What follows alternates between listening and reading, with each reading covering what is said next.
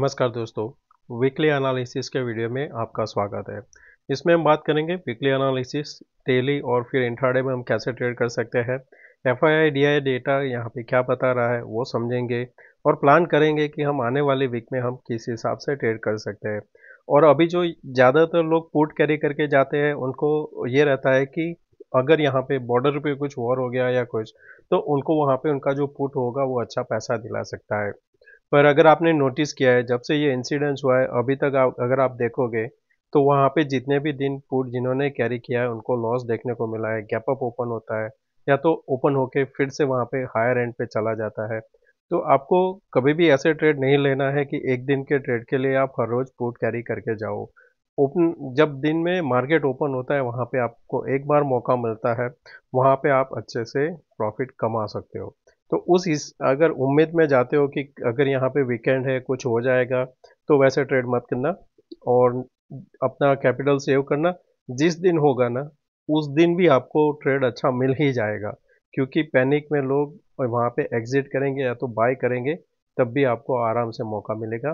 तो जो चार्ट दिखता है वैसा ट्रेड करोगे तो अच्छा मिल सकता है। जैसे कल मेरे ग्रुप में मैंने बताया था जब स्टार्टिंग में कि आपको कहाँ पे किस हिसाब से बाय करना है, किस हिसाब से सेल करना है। तो स्टार्टिंग में यहाँ पे था कि आपको जब तक ये लेवल के नीचे है तब तक तो आपको कुछ करना नहीं है। उसके बाद हमारा ट्रेड था कि हमें यहाँ पे जो 55-200 है उसको 1210 के बाद देखना था। तो आप देखोगे यहाँ पे 1280 गया था, फिर हाई लगाया था 1424 के आसपास था। उसके भी बाद यहाँ पे था कि यहाँ पे नेक्स्ट हमारा जो टारगेट है 55,890 का था, और हमने कल जो यहाँ पे हाई लगाया था वो था करीबन 994 था। फिर जब टाइम था कि अब यहाँ से हमें नीचे की साइड देखना है, वो भी हमने कवर काफ़ी अच्छा सा किया था। 81,000 फुट लेवल टू वॉच था 740। मैंने पहले 828 बुक कर लिया, जो बाकी कुछ बचा था उसको यहाँ पे बताया था कि पैनिक आएगा तो अच्छा मिलेगा। जो लास्ट था यहाँ पे पोजीशन 1047 में कटा था, तो कल का दिन बेस्ट था। और फिर यहाँ पे मैंने बताया कि ओवर ट्रेड करके यहाँ पे आप को वेस्ट नहीं करना है आपका पैसा, तो वो भी आप देख सकते हो। और जो लास्ट में था कि जब मार्केट 360 था तब था कि 335 के आसपास क्लोज होके एक शूटिंग स्टार बना सकता है, तब मैंने एक स्कैल्पिंग भी किया था।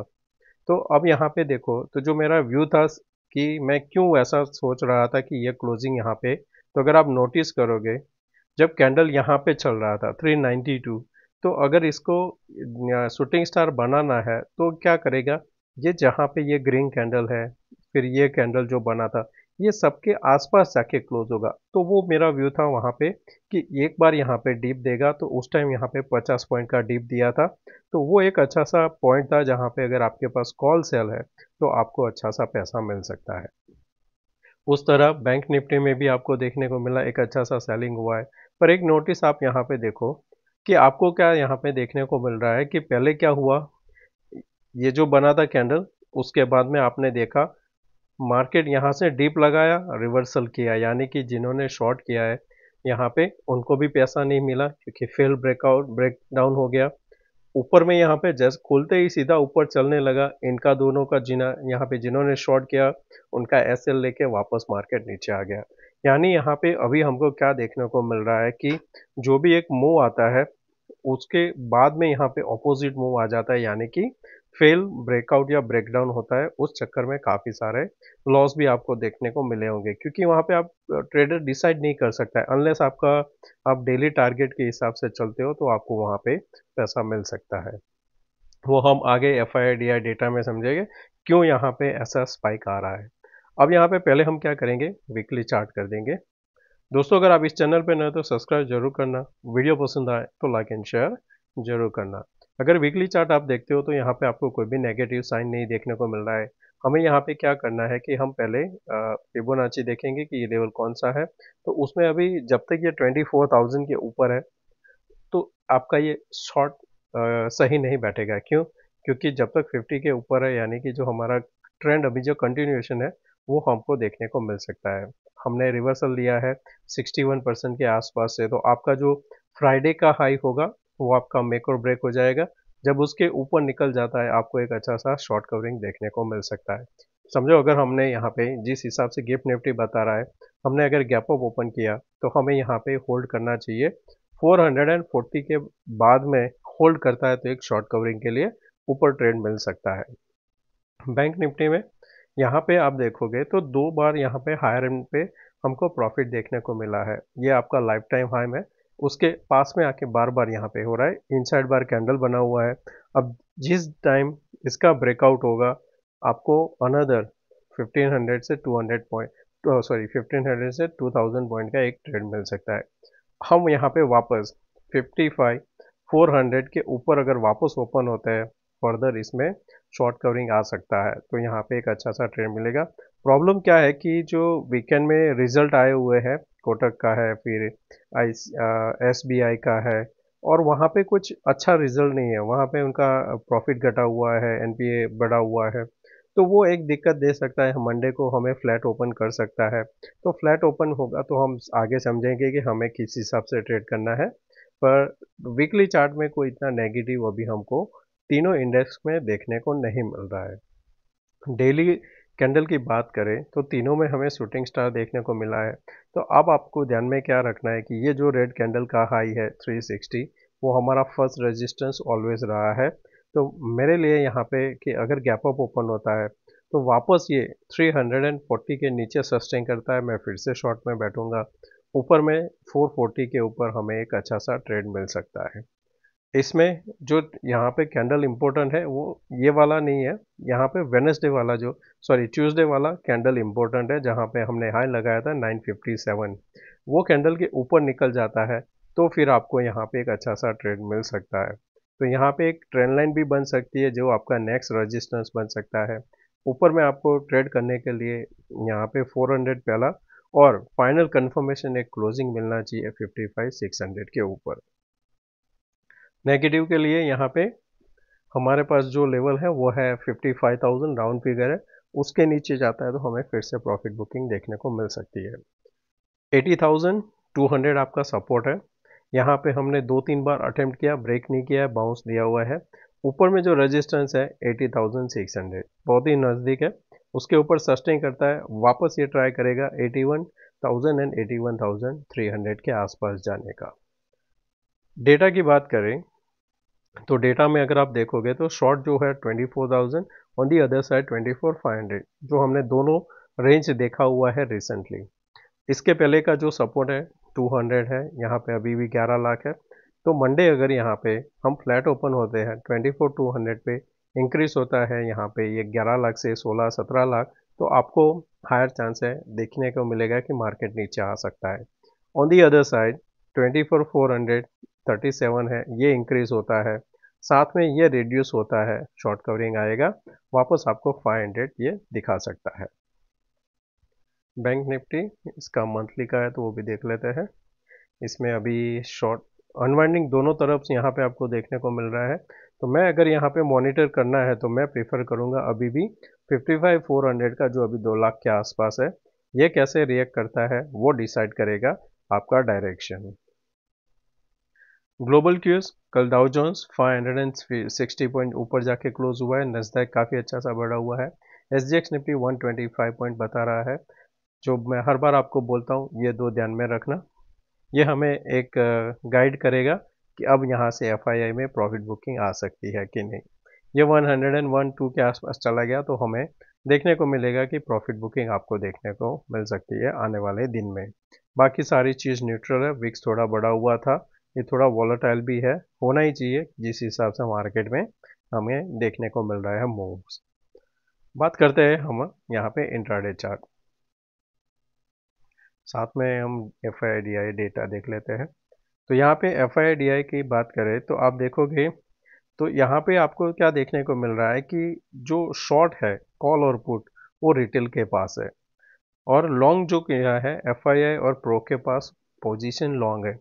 अब समझो कि जो प्रो है उनके पास लॉन्ग है, शॉर्ट करने वाले रिटेल है, तो वो क्या करेंगे, एक स्पाइक देंगे, डराएंगे, उनके स्टॉप लॉस हिट करेंगे, तो उस वजह से आपको देखेगा कि स्पाइक्स आता है। पर एट द एंड क्या होता है कि वापस वो उसी जगह पे आ जाता है। क्यों? क्योंकि इनके पास लॉन्ग है, वो क्या करते हैं, दोनों साइड का एसएल हिट करा के वापस लेके आते हैं वही प्राइस पे, और जिनके पास बाइंग में पोजीशन है उनको प्रॉफिट मिल रहा है। अब इस डेटा में क्या है, प्रो ने अभी भी कॉल उनके मेंटेन किया हुआ है, 94,000 है। एफआईआई ने उसके कॉल कम किया हुआ है और उनका पुट भी उन्होंने यहाँ पे कवर किया हुआ है, जबकि प्रो ने पुट इंक्रीज किया है बट कॉल वही प्राइस पे रखा हुआ है। और फ्यूचर दोनों के पास ना के बराबर है। जो फ्यूचर अभी है हाईएस्ट जो है रिटेल के पास है।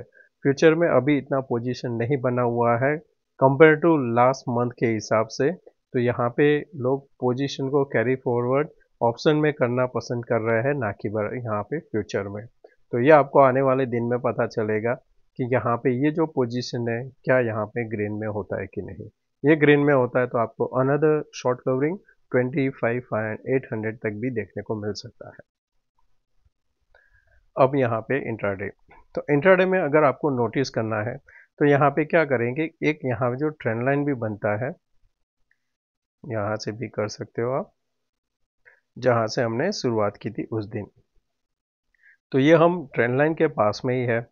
ये आपका फेल ब्रेकआउट का यहाँ पे सपोर्ट लिया है, वापस यहाँ पे होल्ड कर रहा है। तो समझो हम यहाँ पे इस लेवल पे कहीं ओपन होते हैं। अगर ये लेवल के आसपास ओपन होके हमने वापस ये लेवल को ब्रेक नहीं किया, हायर चांस है हम हायर एंड की ओर जाएंगे। और यहाँ से ऐसा भी ट्रेंड हो सकता है कि हम यहाँ पे ये पैरेलल ट्रेंड लाइन का भी हम यहाँ पे पैटर्न कर सकते हैं इस हिसाब से। तो क्या होगा आने वाले दिन में, ये यहाँ से इसको यहाँ पे, ये तो रेजिस्टेंस है ही, अगर वहाँ तक जाना है तो ये क्या करेगा, अब यहाँ पे ये होल्ड करके फिर से यहाँ पे ब्रेकआउट देगा, यहाँ पे आएगा, फिर यहाँ पे थोड़ा टाइम पास करेगा, यहाँ पे आएगा, और इस हिसाब से यहाँ पे फाइनल इसका ये रेजिस्टेंस ले सकता है बिफोर इट कमिंग डाउन। तो ये एक पॉसिबल है, ऐसा हो सकता है।